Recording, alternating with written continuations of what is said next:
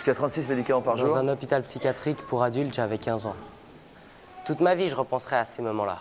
Je veux dire, je me suis agressé à ma mère, c'est la chose que j'aime le plus sur cette terre.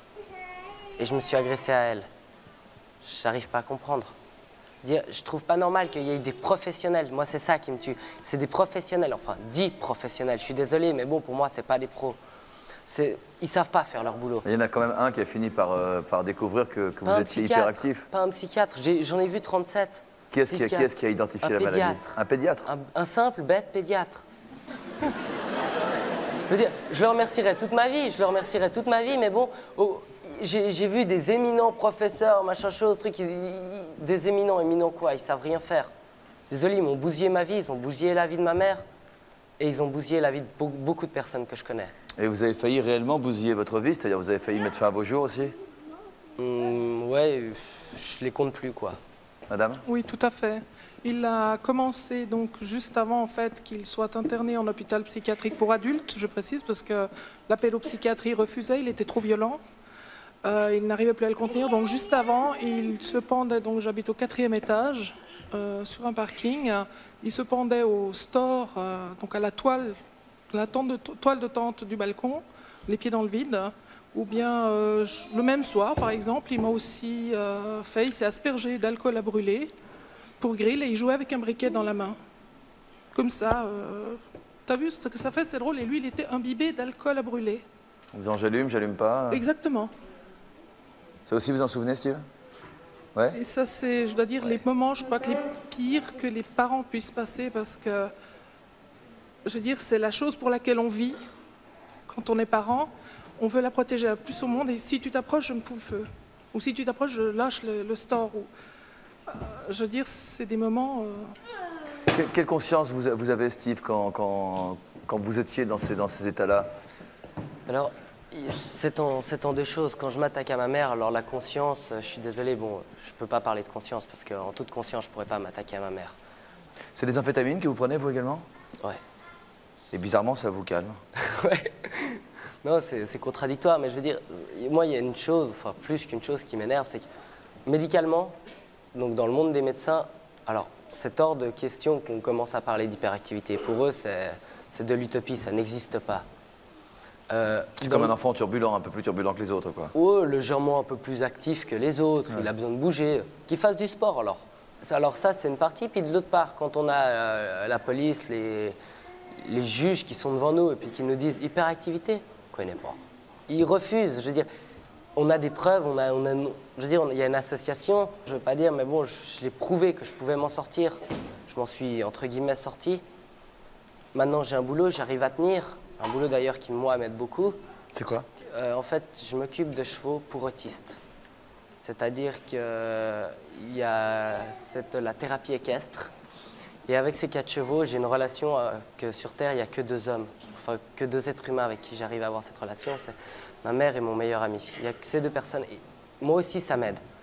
Parce que non seulement je me sens utile... Il faut être très calme avec les chevaux, en plus. Oui. Et plus calme qu'avec un autre cheval, parce que si on lui montre de l'agressivité, si on lui montre de l'agressivité à cheval, il le répercutera sur un enfant autiste. Et en toute conscience, je ne peux pas me permettre ça. Ghislaine, si on revient à votre vie de famille, aux conséquences du comportement de votre fils dans votre vie familiale, l'autorité maternelle, qu'est-ce que ça représente L'autorité maternelle? Ouais, pour vous vis-à-vis de lui. Ça fait le père, hein. Oui, parce que je cède facilement. Qu'est-ce que tu cherches? Il cherche l'aimant. L'aimant. Ah, l'aimant pour le micro, bah évidemment, t'as ce que tu fais aussi. Ah, tu veux que je te le remette? Il a l'aimant. Mais par exemple, pour le coucher le soir... C'est quand il a été calme dans la journée ou quand il est calme, ça se passe bien. Mais quand il est très énervé dans la journée, le soir, je ne sais pas le coucher. Il ne veut pas. En fait, quand il sent qu'il fatigue, il va s'énerver doublement pour éviter justement de s'endormir. Et ça peut durer jusqu'à 1 heure, minuit, 1 heure. S'il a décidé de ne pas se coucher, il ne se couche pas. Mais il se fait mal parfois? Très rarement. Très rarement. Je n'ai pas de souvenir où il s'est fait mal.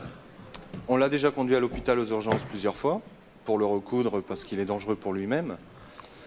De cascade qui fait vraiment incroyable. mais il n'a pas mal. Il a pas mal, Il a pas mal. C'est ça, en fait, quand il est On lui dans un dit état tu t'es comme fait ça, mal, il dit non, mais il pisse le sang. Il tombe, il se cogne. Nous, parfois, on dit il s'est fait mal et pas du tout. Si, il dit aïe aïe aïe, il se relève, il s'essuie et il s'en va. Il pleure pas? Non. Non. Non, Non, jamais. il peut se cogner ou il va couiner une ou deux fois, mais c'est tout, quoi. Après, il s'en va. Comment et il court. Comment vous faites comprendre aux autres que vous êtes pour rien dans le comportement de ce garçon qui respire la vitalité, quoi, qui est hyperactif, c'est sa maladie? Comment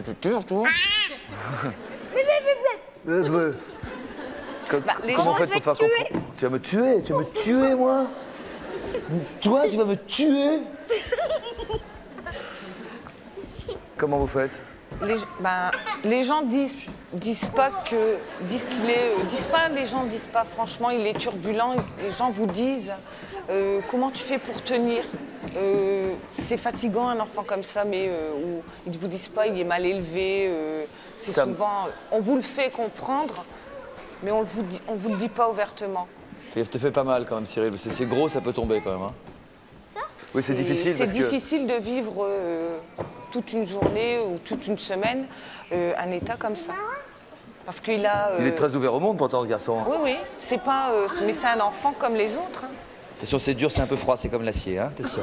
C'est un enfant comme les autres, mais il a en plus d'énergie que les autres. Ah, tonus oui, incroyable. Il n'est jamais fatigué. Vous pouvez lui faire toutes les activités que vous voulez, il ne sera pas fatigué. Ouais, c'est ça, ça nous rappelle complètement ce que vivait Steve quand il était jeune, quoi. Ce que je veux juste vous dire, c'est que vous n'avez rien à prouver à personne. Ils ne veulent mais pas j'ai vous rien croire, à ils vous prouver, croient pas, de toute vous n'avez façon. pas à vous justifier. Vous Ah non. avez un enfant comme vous l'avez, point. Parce que ma mère, elle en a souffert de ça, et maintenant qu'on sait, vous n'avez rien à dire à personne.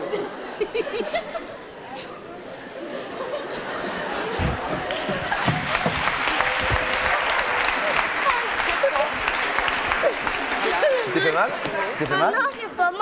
T'as pas mal? Non, je suis fort. Et voilà, il va T'es transpirer. fort? Ah ouais, d'accord. Il va Arrête-toi transpirer. 2 secondes. Arrête 2 secondes. Allez, tu t'assois maintenant.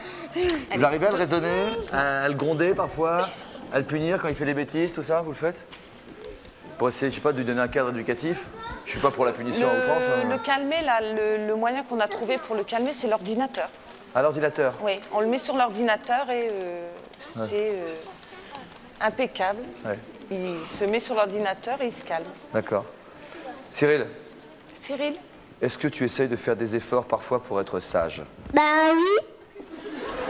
Et comment, qu'est-ce que tu fais comme effort? Par Bah, exemple, c'est un effort. par exemple, si je te dis, Cyril, s'il te plaît, est-ce que tu peux t'asseoir 2 Écoute. secondes? Bah, attends, je remonte. On t'entend bien, hein, mais on Cyril. t'entend bien, t'as pas besoin de parler. Non, non, remonte. Voilà. Ah, si c'est trop près, on t'entend plus. C'est trop près, on t'entend. Si c'est trop près, on t'entend plus, Cyril, tu comprends? Tu dois parler. Si t'es trop près, t'es un con. Appel à toutes les voitures. Cyril, si on te dit d'être sage, si on te dit d'être sage 2 secondes, est-ce que tu es sage? Et quand je suis sage, Tu vas à l'école? bah ouais. Tu es sage à l'école? Bah, pas tellement parce que je suis vraiment sage là. Est-ce que tu peux parler un peu plus près de ton micro, s'il te plaît, on t'entend mal? Bah oui. On va donner la parole à Julien et à Marion, qui sont son frère et sa sœur. Où est-ce que vous êtes? Je présente On peut Marion et Julien. Bravo, applaudissements pour Marion et Julien, merci. On va te couper ton micro 2 secondes. Eh, on va te couper ton micro 2 C'est ton secondes. frère qui va parler. Et comme ça, ton frère va pouvoir Eh bien, ton s'exprimer. frère est Donc ta Julien sœur. qui a 16 ans, Marion qui a 10 ans. Dans le reportage, Julien, vous dites que vous avez parfois envie de quitter la maison. On comprend que c'est difficile de cohabiter avec un petit garçon aussi turbulent, qui est pourtant, j'imagine, parler ou quoi très attachant. Ça doit être attachant d'avoir un petit frère aussi intéressant. Comment vous pouvez nous expliquer les différents sentiments que vous pouvez avoir à son contact à la maison? Je sais pas, c'est mon frère, alors c'est obligé que je sois proche de lui. Mais dans un sens, enfin, de temps en temps, il va trop loin, alors j'essaie de m'écarter en fait. Parce que après je deviens méchant. Ça va vous fâcher, tout ça, quoi? Ouais, voilà, et puis après, je voudrais pas en fait, à cause de son énervement, plus être bien avec mon petit frère. D'accord, donc vous préférez vous mettre à l'écart dans ce Voilà. cas-là. Vous avez des moments de privilégiés avec lui, des moments de complicité? Ouais. Qu'est-ce que vous avez comme moment de complicité ensemble? Quand on joue à la console, quand on fait du football, quand on va faire du vélo, plein d'activités. Ouais. Il lui est arrivé de tomber de son vélo une fois, c'est vous qui nous avez raconté ça? Appris à rouler à vélo, il est tombé 100 fois du vélo, mais il est remonté 100 fois. Notamment à cause de ses lacets. Et ils jettent, ouais, ça c'est une manie. Les lacets, il n'y a pas que ça, il y a les lacets, son t-shirt dans le pantalon, il y a plein de ses chaussettes qui descendent. Mais quel était le problème avec... Ses dents, il se lave les dents. Quand il est à la maison, il mange quelque chose, il va se laver les dents, il ne veut pas de caries. Si je lui fais couler un bain, s'il voit un cheveu ou un minou dans la baignoire, il faut l'enlever. D'accord. C'est plein de manies. Ses pantoufles le soir, il faut qu'ils soient l'une à côté de l'autre au bas de l'échelle. C'est pour ça qu'aujourd'hui il a des chaussures avec des scratchs et pas avec des lacets? J'évite les lacets. Mais qu'est-ce qu'il a avec les lacets? Il ne supporte pas que le lacet soit pas bien fait à son goût. C'est-à-dire qu'il faut qu'il y ait un double nœud qui soit bien serré et qui ne dépasse pas du pantalon. Ah ouais, d'accord. Et sinon? C'est déjà arrivé qu'il refuse d'avancer parce que le lacet était défait. Donc quelques obsessions quand même. Pas mal. Marion, on te voit à la fois jouer avec ton frère, on te voit aussi un peu te bagarrer avec Cyril. Qu'est-ce qui est le plus fréquent? Jouer avec lui ou se bagarrer avec lui? Bagarrer. Qu'est-ce qui t'inspire ton petit frère quand tu le vois ce soir s'agiter comme ça? Parce qu'il bon... Il m'énerve. Qu'est-ce qui t'énerve? Le fait qu'il prenne toute l'attention sur lui? Je sais pas, parce qu'il bouge et tout, j'aime pas. Ouais. Et tu arrives à le calmer? Non. Non? Et vous arrivez à le calmer, jeune homme? Moi, Ouais.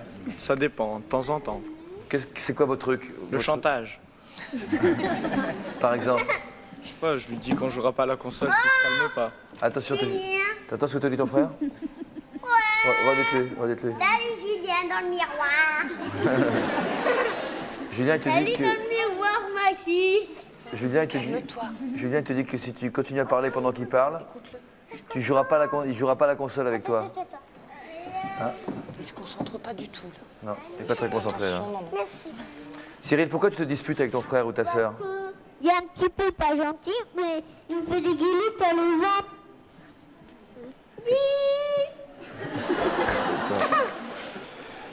Julien. Comment... On va poser la question au médecin Frédéric Kochman. Comment on distingue un enfant hyperactif d'un enfant simplement turbulent? Là, je pense que le cas de Cyril est très clair. L'hyperactivité, on va la considérer comme une pathologie à partir du moment où ça interfère clairement avec le développement de l'enfant. Dans le cas de Cyril, il est tout à fait clair qu'on n'imagine pas qu'il puisse écouter en classe. En général, les enfants hyperactifs sont plutôt plus intelligents que la moyenne des enfants, ont des QI élevés, mais n'ont pas les possibilités d'utiliser leur quotient intellectuel pour se développer. Et donc, dans le cas de Cyril, il m'apparaît évident qu'il faut le soigner.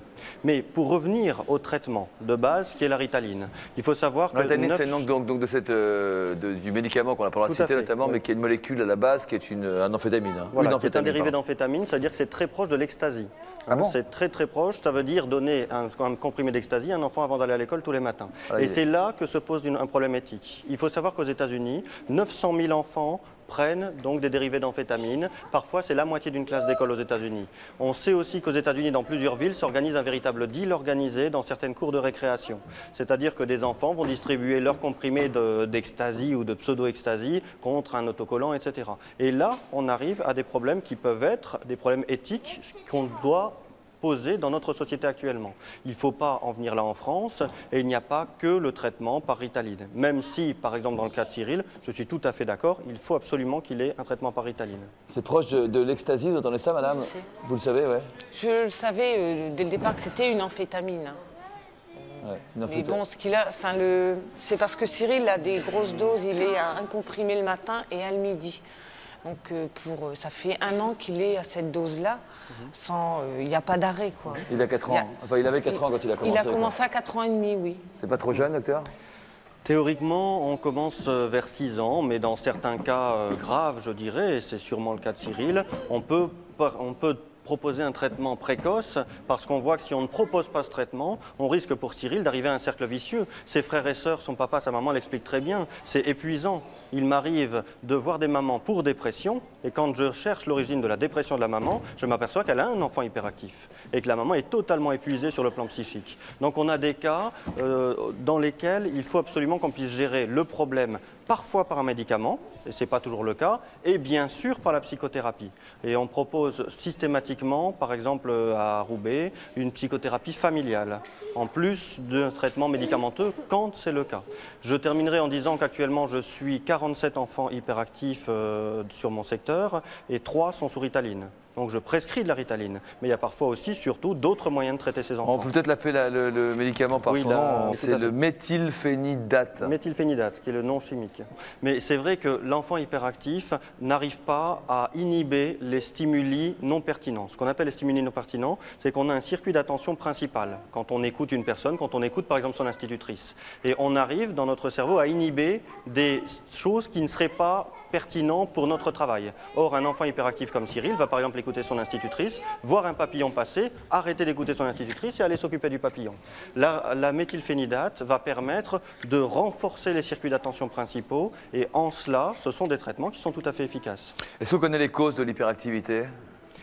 C'est très variable et là aussi je pense qu'il ne faut pas raisonner seulement avec des médicaments, il ne faudrait surtout pas faire l'économie de donner un sens à une hyperactivité. Certains enfants par exemple vont faire une dépression et ils vont lutter inconsciemment contre cette dépression et on va avoir tendance à être hyperactif, comme s'ils cherchaient à lutter contre une dépression inconsciente sous-jacente. Parfois, une hyperactivité peut cacher une dépression.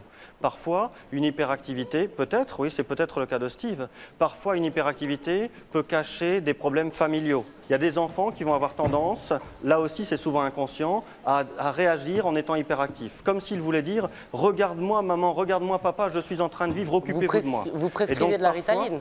Parfois oui. Mais dans les cas vous savez l'effet qu'il fait. Vous savez que si on en donne une pastille, on sait si oui ou non l'enfant est hyperactif. Vous le savez. Oui, donc quel est le problème? À partir du moment où il est hyperactif, on peut le soigner. Steve a raison, se pose un problème déontologique. Qu'est-ce qu'il vaut mieux? Prendre le risque d'avoir des risques nocifs sur le cerveau pour lesquels on n'a pas encore de recul et on ne peut pas répondre à cette question, ou laisser un enfant pousser sa maîtresse dans les escaliers comme a fait Steve? Et c'est une question déontologique qui se pose chaque jour au médecin. Et tu as tout à fait raison, je suis d'accord avec toi. Ça commence là et on ne sait pas où ça finit. Combien de temps dure votre médicament? 4 heures. Et vous en prenez 6 par jour? J'en prends 2 le matin, 2 midi, 2 le soir. D'accord, donc ça vous court à peu près la journée, quoi. À peu près, ouais. Et vous dormez bien? J'ai jamais dormi bien. Ça n'a pas changé. C'est-à-dire? Je dors très très peu. Combien d'heures par nuit? Ça varie entre 3 et 5 heures. Vous vous sentez aujourd'hui comme un adolescent de votre âge, quoi? Je veux dire, avec des passions communes, des centres d'intérêt communs, une envie de draguer les filles, de sortir entre copains, de... Ma copine est hyperactive. C'est vrai? Oui. Eh bien, ça doit être chaud, la confrontation, alors. Très chaud. Elle est là? Non, elle est malheureusement pas là. Ouais.